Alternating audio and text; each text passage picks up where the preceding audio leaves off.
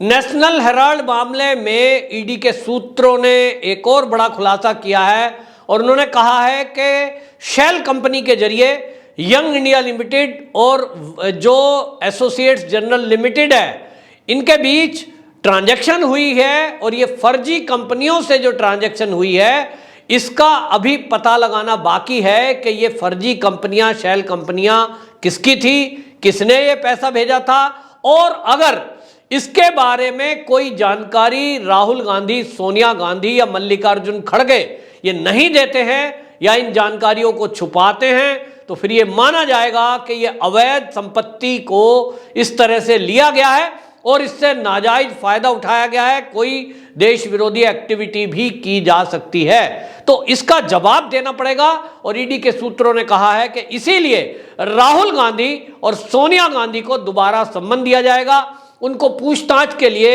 ED के दफ्तर में एक बार फिर से बुलाया जाएगा।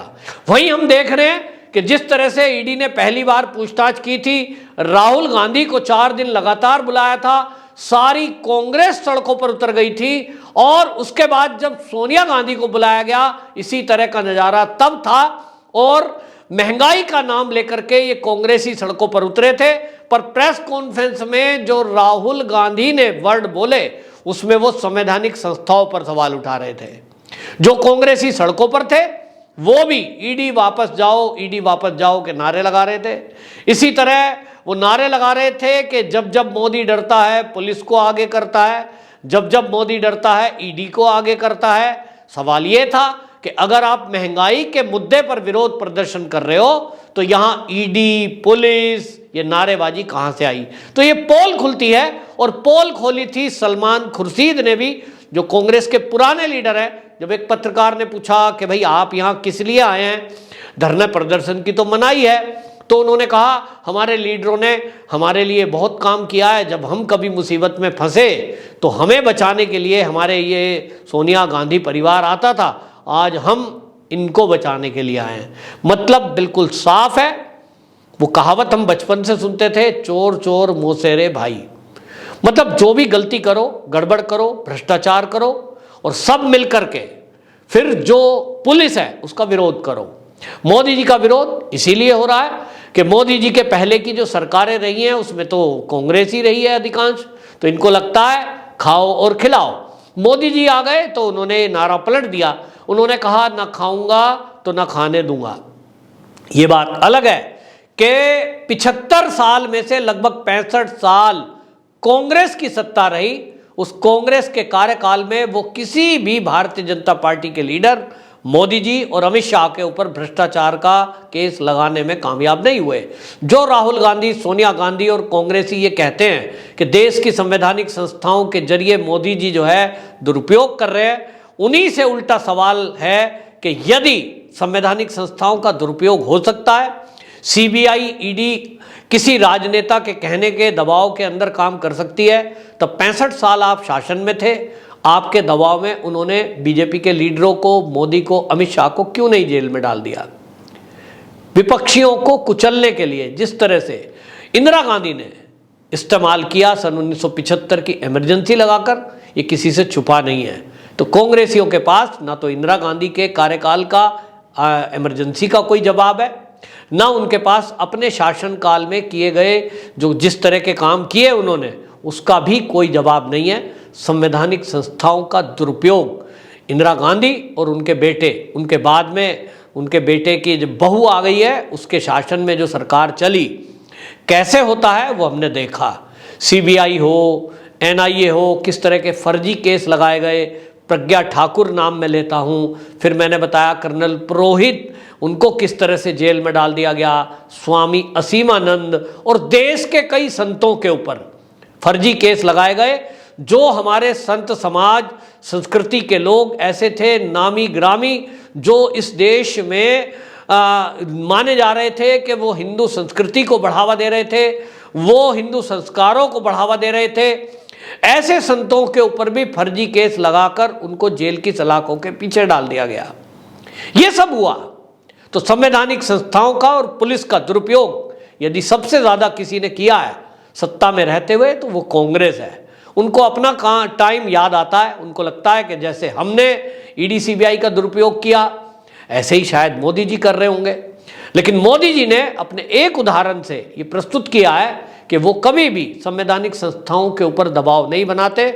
और वो मामला है लखीमपुर से जुड़ा हुआ उत्तर प्रदेश के, जहां एक दुर्घटना हुई, एक दंगा हुआ, एक फसाद हुआ और जिसमें कई जानें भी गई। उसमें गृह राज्य मंत्री जो अजय मिश्र टेनी है, उनका बेटा आशीष मिश्र टेनी का नाम आया तो वो जेल की सलाखों के पीछे गया। चाहते तो मोदी जी एक इशारे में उसको छुड़वा सकते थे, केस रफा दफा हो सकता था, बाइज्जत बरी भी हो सकता था, क्योंकि राज्य में भी योगी जी की सरकार थी जो कि बीजेपी से हैं। लेकिन मोदी और योगी ने ऐसा कुछ नहीं किया, क्योंकि वो इंटरफेयर करने में विश्वास नहीं रखते। उनका विश्वास है कि जो पुलिस है, ये जो प्रशासन है, ये अपना काम करेगा, न्यायपालिका अपना काम करेगी, संवैधानिक संस्थाएं अपने तरीके से काम करेंगी। जो दोषी होगा वो जेल में जाना चाहिए। लेकिन कांग्रेस है कि वो बौखलाई हुई है। वो ये जानते बूझते भी सारे कांग्रेसी सारे घोटाले को समझ रहे हैं कि घोटाला 5,000 करोड़ रुपए का है। जो यंग इंडिया लिमिटेड नाम की कंपनी है, जिसके मालिकाना अधिकार सोनिया गांधी, राहुल गांधी के पास है, उन्होंने किस तरह से एसोसिएट्स जनरल लिमिटेड की 5,000 करोड़ रुपए की देश में अलग अलग शहरों में, अलग अलग राज्यों में जो संपत्ति है, उसके मालिक वो बन गए। कई जगह लीज पर मिली हुई जमीन, कई जगह सरकार से फ्री में मिली हुई या सस्ती दर पर मिली हुई जमीन, उसको कैसे हड़पा गया।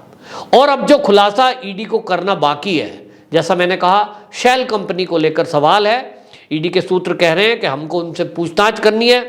तो उन्होंने बताया कि जो एक आप काफ़ी दिन से सुन रहे होंगे कि जो एसोसिएट्स जनरल लिमिटेड है वो कर्जे में चली गई, घाटे में चली गई। उसको घाटे से उबारने के लिए कांग्रेस ने उनको जो 90 करोड़ रुपए उनको लोन दिया। लेकिन इसके अलावा यंग इंडिया लिमिटेड नाम की जो कंपनी है सोनिया गांधी और राहुल गांधी की, इन्होंने 50 लाख रुपए देकर उसकी देनदारी अपने ऊपर ले ली। और ये जो 50 लाख रुपए थे, ये भी गांधी परिवार अपनी जेब से नहीं दिए उन्होंने, ये दिए गए एक शेल कंपनी के जरिए, ऐसा ईडी का दावा है। और ईडी ने ये दावा किया है कि मर्चेंडाइज लिमिटेड नाम की जो कंपनी है, ये शेल कंपनी है। इसका एड्रेस कलकत्ता का है और कोलकाता के इस एड्रेस पे जो ये शेल कंपनी चल रही थी, इसी से 1 करोड़ रुपया यंग इंडिया लिमिटेड के खाते में आया। और यहीं से राहुल गांधी और सोनिया गांधी फंसे हुए हैं कि ये जो शेल कंपनी है जिससे 1 करोड़ की ट्रांजैक्शन आई, उस 1 करोड़ में 50 लाख रुपए इन्होंने दे दिए एसोसिएट जनरल लिमिटेड को। और ये खाते में दिए, ये कहकर दिए कि हम इसकी जो देनदारी है वो सब हम अपने ऊपर ले रहे हैं, हमने ये 50 लाख दिए, अब सारा कुछ मालिकाना अधिकार हमारा। ईडी पूछना चाहती है कि ठीक है, ये आपका 2 कांग्रेस की कंपनी थी, इनका आपस का लफड़ा है, एक ने दूसरे को दिए, ठीक है आप जाने, लेकिन ये जो 1 करोड़ रुपया शेल कंपनी के जरिए आया, ये किसने दिया। और शेल कंपनी के जरिए कोई भी कारोबार कोई व्यक्ति करता है तो हमारे देश का कानून कहता है कि वो व्यक्ति जालसाजी के जुर्म में और आईटी एक्ट के तहत जेल होना तय है। तो निश्चित रूप से ये शेल कंपनी किसकी थी, इसके जरिए ये जो पैसे आए इसका जानना है। और आपको ये भी बताऊं कि इसी में यंग इंडिया लिमिटेड में जो ट्रांजैक्शन हुई है, जो उसको अभी तक ये कह रहे थे कि उसके बारे में मोतीलाल वोरा जाने, ऐसा कोई दस्तावेज ये प्रस्तुत नहीं कर पाए कि मोतीलाल वोरा के कहने पर या उनको अधिकार था ऐसा, उनके जरिए कोई ट्रांजैक्शन हुआ। ऐसा दस्तावेज जब मांगा गया, राहुल गांधी, सोनिया गांधी, मल्लिकार्जुन खड़गे थे, तो ये ईडी के सामने कोई सबूत पेश नहीं कर पाए। इसका मतलब ये तय हुआ कि ये मोतीलाल वोरा के सर आरोप मढ़ के अपने आप बरी छूटना चाहते थे, लेकिन ईडी ने सबूत मांगे जो ये नहीं दे पाए। इसका मतलब ये झूठ बोल रहे हैं। ईडी कह रही है कि अब हमें ये शेल कंपनी के द्वारा जो ट्रांजैक्शन आया है 1 करोड़ रुपए का, इसका पता लगाना है। और अगर इसका जवाब ठीक ठीक ये नहीं दे पाते हैं तो ये तय होगा कि ये किसी भी ऐसे व्यक्ति ने पैसे दिए हैं जो हवाला का कारोबार करता है, और हवाला के कारोबार करने का ये अकेला एक ट्रांजैक्शन नहीं है।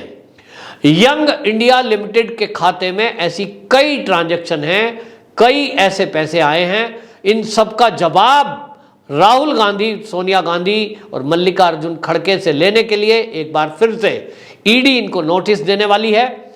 और अगर ये जवाब ठीक नहीं देते हैं तो आपको बता दूं, ये तीनों नेता निश्चित रूप से जेल जाएंगे। वंदे मातरम।